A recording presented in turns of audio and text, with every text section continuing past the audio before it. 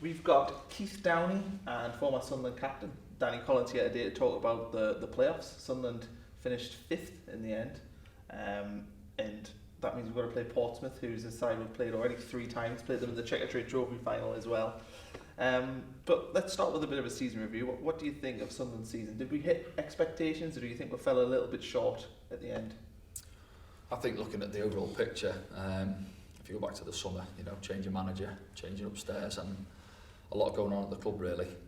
The expectation obviously from the fan base, I think, is to bounce back straight back to the Championship.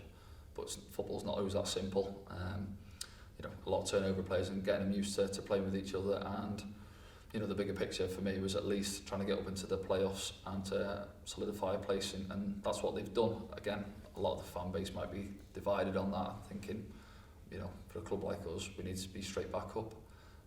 But they've given themselves a chance. Made a bit of hard work of it over recent weeks, but they're still in with a chance. Yeah, I think you can look at it negatively because of the last couple of results, but I think over the piece, the season in both the league and the cup has been good. We were just before we came on, they were talking about Liverpool last night, and they were so close to it being a bad season for them, and here they are now sitting in the final. So you look at Sunderland, they got to the Checker Trophy final, and that was a great run for them, some great moments to get there. It's been a bit like that in the league as well, but I think it's easy to look at negatively because of the last couple of results. What they need to do is make sure that negativity is turned into positivity for these couple of results, the last couple of games, because I think more often than not you always find that the teams who have the momentum going into the playoffs are the ones who go up. So Sunderland are going to have to change that over the next couple of weeks. But they've got the players there. I do think the manager has learnt a lot in the last couple of defeats as well. And I think if you do go up through the playoffs, you won't be asking this question. I think the main objective, as Danny says, was just to go up. However you were going to do it, by hook or crook. And I think if you do that, by going through the playoffs, in many ways, it might even be a little bit more fun for the supporters. Keith, I was interested to hear your perspective on sort of the change at the club over the last 2 years, because you've obviously covered us in the Premier League. You've seen us drop to League One. At our lowest ever in the summer, do you think that it was possible for us to finish in the top 6 at that point? Do you think that when we had 9 players for pre-season training, I think Jack Ross has actually done an underrated job? It was just because we did so well in the first half of the season that people have thought we were going to go up automatically. I think he's done well transforming the team and essentially throwing together a squad at the last minute to compete in the way they have. I think the one thing that I've noticed throughout the season, it feels as though they've just struggled to get going. When they put 2 or 3 results together, you think, here we go here, right, we're going to get on a run. I think maybe back in, was it October, November, there was a 5 or 6 match winning run. 8 was it, yeah. And you're thinking, right, here we go now, we're going to fly on. And then it just really struggled to kick on, and that's kind of what's felt for me all the way up until now. Even the last 2 games of the season, you're thinking, when are Sunderland going to kick on? And they haven't. But I think what he's done is, he's not just him, but obviously the owners as well, and the fans, everyone is back together and everyone's pulling in one direction. We could never have envisaged that at the end of last season, when I think a year ago last week, we had the takeover had happened. Everyone was wondering, where the club's future lay. So I think they've done well off the pitch. I think they've done fairly well on the pitch, but it just hasn't quite clicked yet. Maybe it will click in the playoffs. If that is the case, they've left it late. But I think if you'd asked any Sunderland supporter this time last year, who knew they were already relegated, that you were going to be in the playoffs and you've got 3 matches to get yourself back up into the Championship, they would have taken it.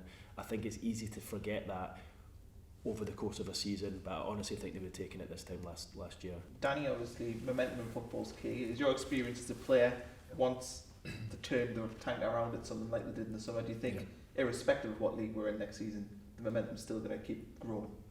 Yeah, well, that's hopefully that's the plan. Yeah, I think as Keith mentioned there, with the big turnover in last summer, doom and gloom around the place, getting relegated back to back, and you're hoping that Jack can come in and turn it around. And a big changeover of players. A lot of the foreign players have left, and he's got a core of lads who are perhaps based in and around League One previously, and they're playing time, and he has had to gel them together quite quick. And again, as Keith mentioned, they haven't gone on that big unbeaten run, if you like. Obviously they've had a fair few draws, 19 draws this season, which is quite astonishing, but they haven't quite kicked on with that solid run. Obviously Luton with the team that done it and got to the top of the table.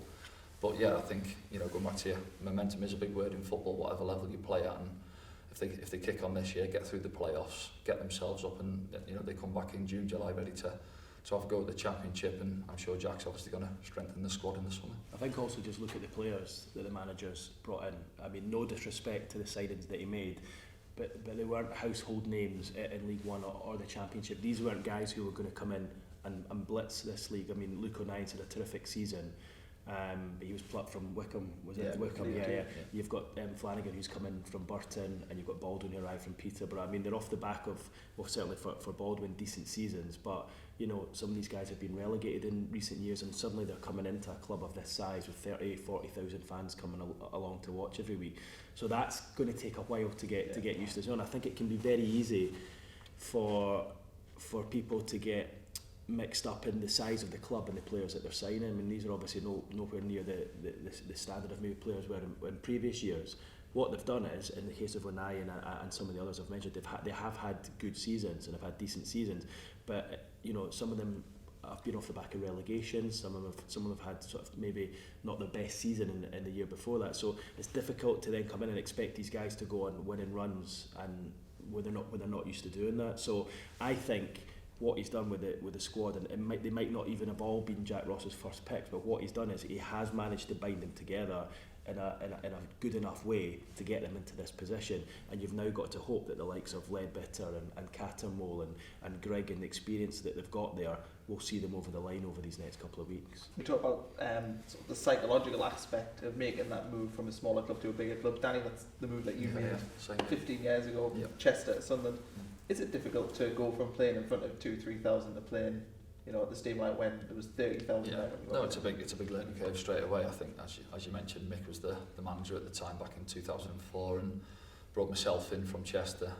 Liam Lawrence came in Mansfield, and Dean Whitehead from Oxford. So you know, three of us playing in League Two at the time. I think I came in the October time. I think the window was different, obviously back then. But I came in October, and Sunderland was sat in third or fourth in the Championship at the time. So as you mentioned, going from playing in front of 3,000-4,000 at Chester, it's coming up to, you know, the training ground, the facilities, the stadium, everything. It takes you back. You'd be lying if you said it didn't. You know, you have to adjust quick, and to come out and play in front of passionate fans, you know, 30,000 plus, demanding and expecting you to go out and win games, and you sort of turn from a boy to a man, really, if you like, in that space of time, and thankfully, you know, for us, we managed to do it, and we got up and back into the Premier League. I want to talk now about the storylines, I suppose, of the playoffs for us, which you got to start with the Checker Trade Trophy final. Obviously, we lost against Portsmouth that day. Do you think that'll have any sort of psychological bearing on the Sunderland squad? And the fact we haven't beat them this season either. Yeah, maybe. Yeah, it might. I think what will help though is the fact that, okay, Sunderland have lost their last couple, but Portsmouth haven't really been on a great run the last few weeks either. So you've got two teams going into this double header in pretty poor form. So it's not as if, I mean, I think you're better playing them actually. Ironically, you're better playing them than Charlton, who are absolutely flying right now, probably desperate for the next game to come around.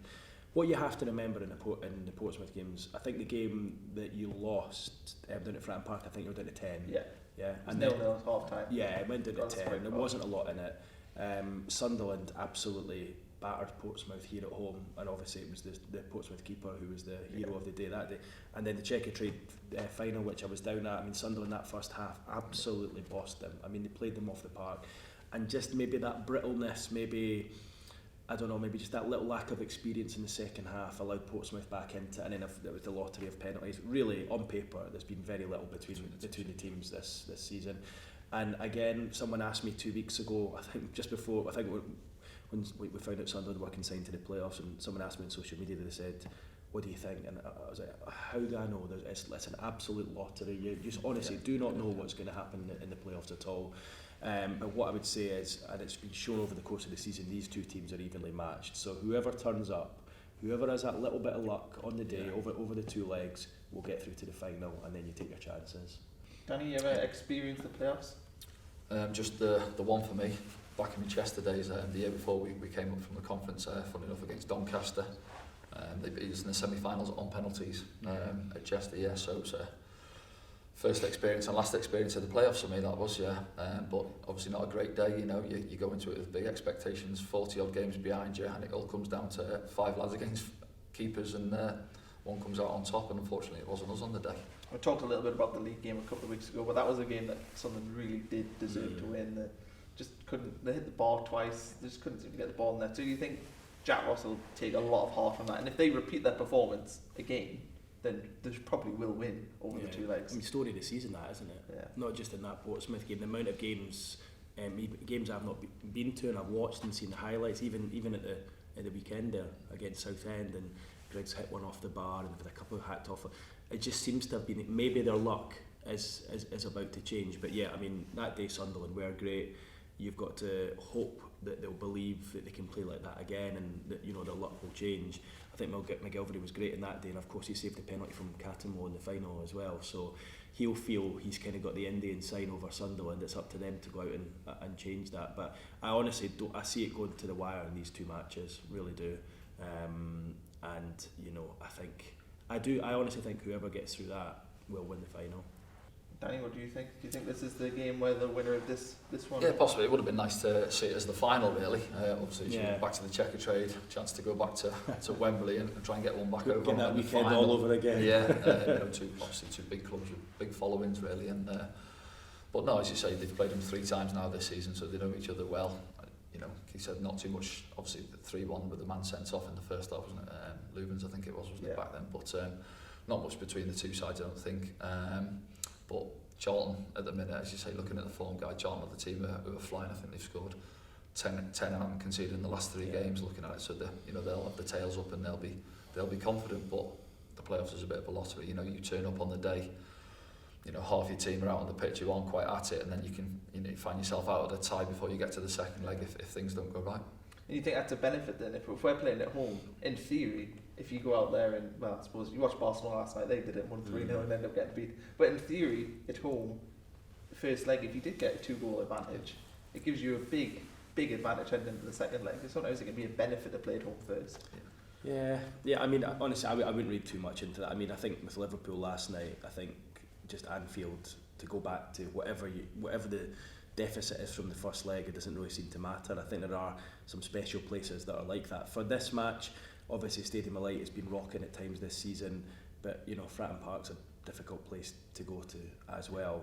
I think Sunderland have actually done okay on the road this season, so I wouldn't worry about them too much away from home. If you had to pick, you'd probably want the away leg second, but I honestly don't think it's that big a difference. I think if Sunderland turn up and play as they can play, and as we've seen them this season at their best, I think they're likely to go through, albeit it'll be very tight. I want to jump to talk a little bit about Aiden McGeady, who's been the player of the year. It just seems to have really took to this level, and he hasn't sulked about the fact that he's not playing maybe the level he should be, but he's just embraced it. I mean, what you made of Aiden this season, Dan?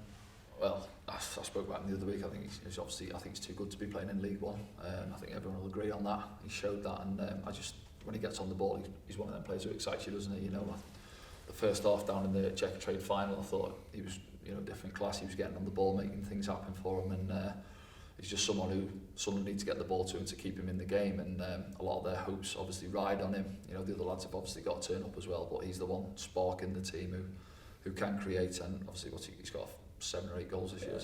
Plenty of assists. Plenty of assists as well, as you say, and get him on the ball and he'll make Sunderland tick. Yeah, I mean, he's grown into the season, hasn't he? Yeah, he was injured to begin with. And then as it's gone on, he's got better and better. I think for me, what the most impressive thing is that the last few weeks he's played through that injury, through the fracture in his foot. I mean, not many players would do that these days. He's one of the bigger names in the squad, one of the higher earners, and he's essentially not been training to make sure he's ready to play on a weekend or midweek, and his performances in no way have been affected by that. So I think for him to kind of put his body on the line has been impressive. I think it's crucial he's back for these two games, because you've definitely missed him against Southend. And who was on before that? Fleetwood and Southend. You've missed him against both of those. George is the captain. He's came in for some stick from Sunderland fans at times this season. I mean, what have you made of his performances this year? He has scored, I think, 8 goals this season, so he's contributed quite a lot. And I think he's led with the armband quite well. I mean, he's maybe not a league Cattermole, but he does it in his own way. I think he's been good. What do you think? Yeah, different character, as you say, to the captain. I think he shows his captaincy in a different way, doesn't he, with his energy, obviously his love for the club and getting around the pitch and doing stuff, and he'll be wanting to go out there Saturday evening and to certainly win this game more than anyone, I'd imagine, you know, in terms of coming up through the club and it being his club and stuff. But no, I think listen, all players come in for some stick in their career, you know, you have to deal with it, and I'm sure he's big enough to take that. And come the end of the playoff final, touchwood, if they get there, then he lifts the trophy, then they're not going to be too many giving him stick that evening, are there? No, and you've got to remember there's other things to go on other than what the fans see. There's the things behind the scenes as well, and you know, Jack Ross had been in the door a couple of weeks and he made him the club captain, which said a lot for a guy who at times over his career, I think a couple of times he's been weeks away from being freed and allowed to go elsewhere. So for him to come full circle, he's done great. And if you actually look back at the season, he scored a few really important goals, late goals in some games as well. So I think it's easy for the supporters to criticise it, but they don't always see what's going on behind the scenes as well. And for the manager to still be playing him, to still be starting with him, despite the fact results haven't been great at times, shows that he's given maybe something that other people aren't noticing.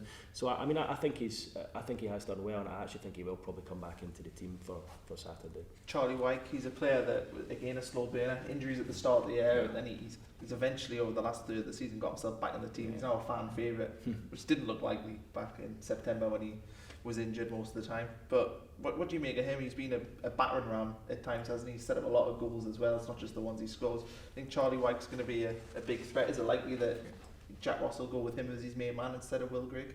Yeah, I mean, I think he will. I think Gregg's just really struggled with the injury since he arrived.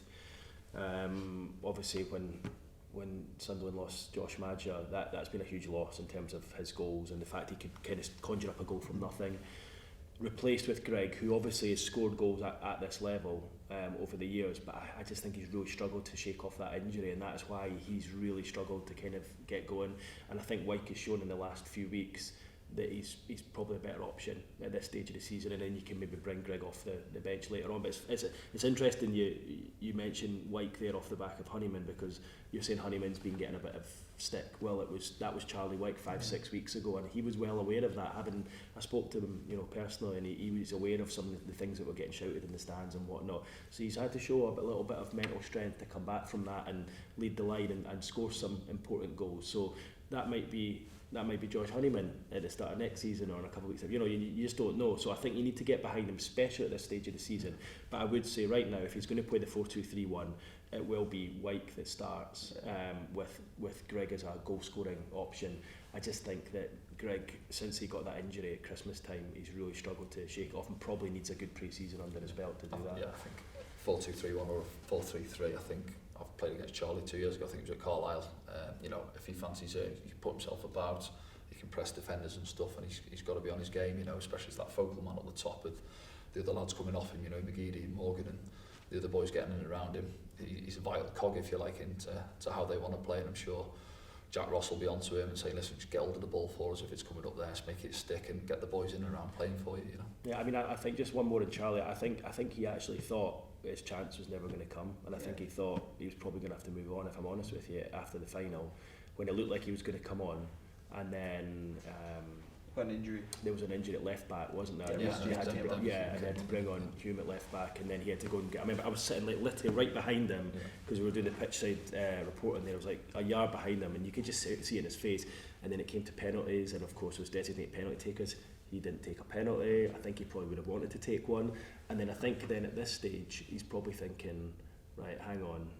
Right, this is my chances are going to come. So for him to then turn that on its head and score the important goals he has since then has shown, you know, just how well he does, and he deserves a pat on the back for that. And you know, the best might yet to come from him in these next few games. Jamaal Law, obviously he's been a thorn in Sunderland's side this year. Worth talking about him because I think he's the danger man for Portsmouth. He scored the goal at Wembley where he chipped John McLaughlin.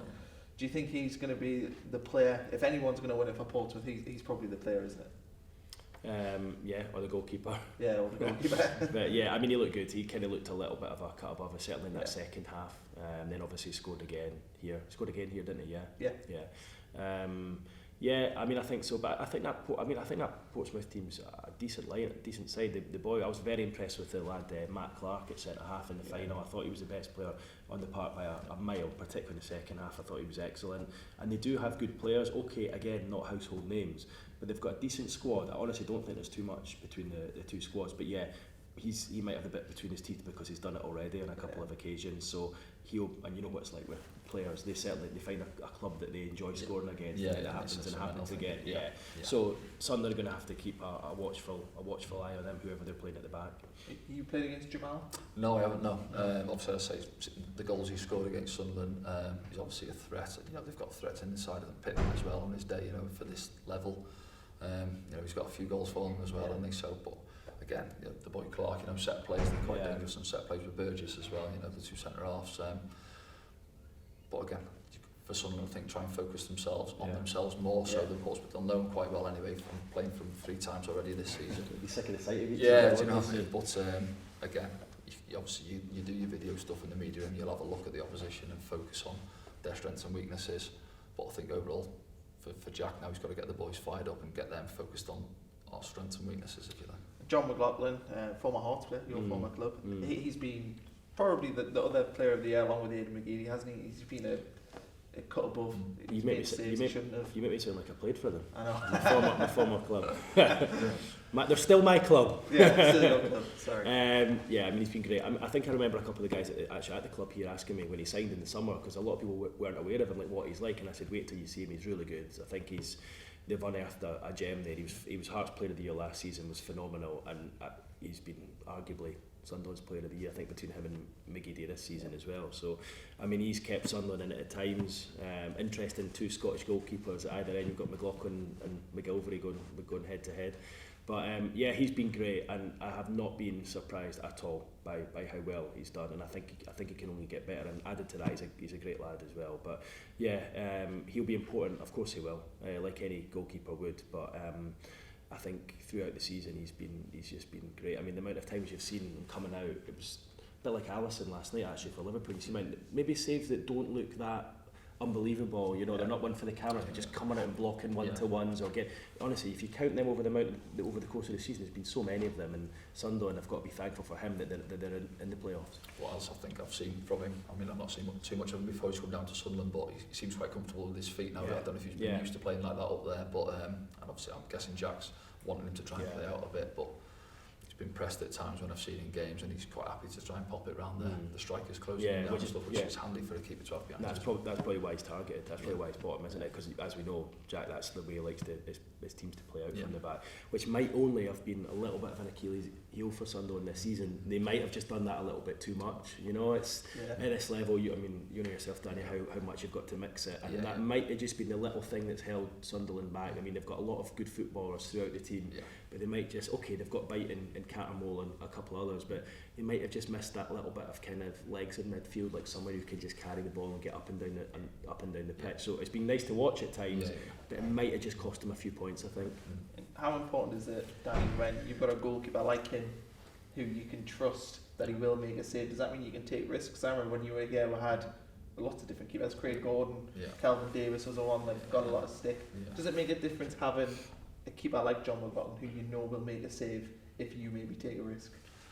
I wouldn't say that it's in take a risk, and keepers are expected to make saves. That's why they're goalkeepers in a way. I know what you're saying, like, but I think all keepers go through forms, and they have good periods and bad periods. Obviously Kelvin, he did struggle a bit here, but he was a great keeper elsewhere, Southampton, wherever he's played in that, so he's had a good time. But I think Craig as well, when he came down from Hearts, he did struggle a bit at times as well, but then he turned it around, so keepers always have a bit of form, good and bad, and then the last line of the defence at the end of the day, so no one's behind them if they make a mistake. But I've played with other keepers. I think Tommy Sorensen was here, but I played with him at Stoke. Tommy's a great keeper, good shot stopper and reliable. And at the end of the day, you tend to build up a relationship, if you like, between your centre halves and your goalkeeper. Knowing if you've got one who's quite attracted to his 6-yard box rather than coming out and come flying out behind you like a Neuer, so to speak, and it helps you to get on the same wavelength with each other during the course of the season. Craig McGilvery in the Portsmouth net. We obviously just talked about John McLaughlin, but he stole a point here for Portsmouth the other week. Do you think he's going to be a big factor in that game? And he's got the psychological edge as well, the penalty shootout win.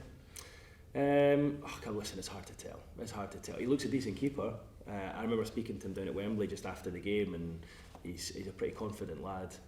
And he's come through the lower leagues to get his chance at Portsmouth.